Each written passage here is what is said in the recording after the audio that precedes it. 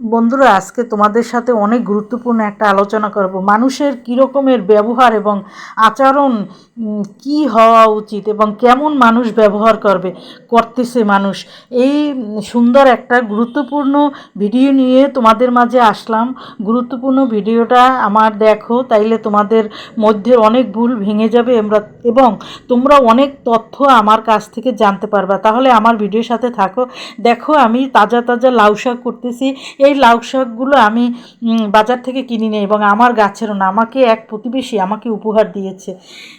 শাকগুলো এত তাজা এবং খেতেও অনেক মজা হবে, তাই শাক করছি এবং তোমাদের সাথে আমি মূল্যবান তথ্য তুলে ধরলাম। সাথে একটা নাগামরিচও দিয়েছে, দেখো, মরিচ দিয়ে এবং তাজা তাজা লাউ শাক খেতে অনেক মজা লাগবে। তাহলে চলো আমরা মূল টপিকসে চলে যাই।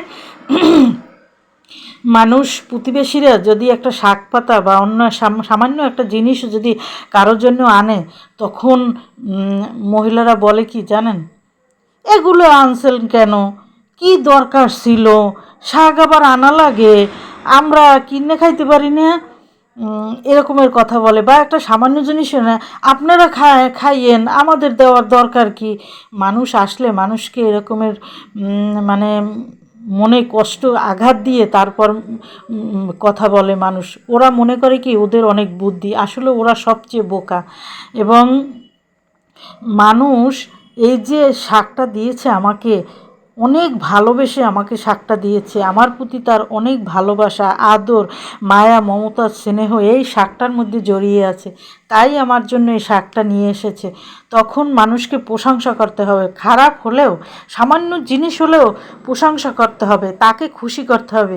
আমার জন্য শাক এনেছেন, অনেক ভালো হয়েছে, এবং খাওয়ার পরেও প্রশংসা করতে হবে, শাকটা অনেক ভালো হয়েছে, অনেক মজা হয়েছে, অনেক সুন্দর হয়েছে। তাই এই ভিডিওর মাধ্যমে যে প্রতিবেশী আমাকে শাকটা আমার ঘরে পাঠিয়ে দিয়েছিল, আমি অনুপস্থিত ছিলাম তখন, আমি দেখি নেই, তার সাথে আমার দেখা হয় নাই। আমার ভিডিওর মাধ্যমে আপনাকে আমি ধন্যবাদ জানাই। আমাকে শাক দিয়ে পাঠিয়েছেন, আপনাকে অনেক ধন্যবাদ। এবং আমার মন থেকে আমি দোয়া করি আপনি ভালো থাকেন, সুস্থ থাকেন, এভাবে ভালো ভালো শাক সবজি লাগান এবং আমাকেও এভাবে যেন আপনি দিতে পারেন। তাই আপনি সুস্থ থাকেন, ভালো থাকেন। আমি অনেক খুশি হলাম। মানুষ সামান্য জিনিস আনলেও খুশি হতে হয় এবং শুকরিয়া আদায় করতে হয়, আল্লাহর কাছে শুকরিয়া আদায় করতে হয় এবং খুশি হয়ে তার প্রশংসা করতে হয়, তাইলে মানুষ অনেক খুশি হয়। আর যদি বলেন কেন আনছেন, কি দরকার, তাইলে মানুষ অনেক কষ্ট পায়, তখন পরবর্তীতে আপনাকে আর কিছু দিতে চাইবে না, তখন আপনার কাছে আর কোনো কিছু নিয়েও আসবে না। এরকমের ব্যবহার দিয়ে মানুষকে কখনো কষ্ট দিবেন না। ধন্যবাদ।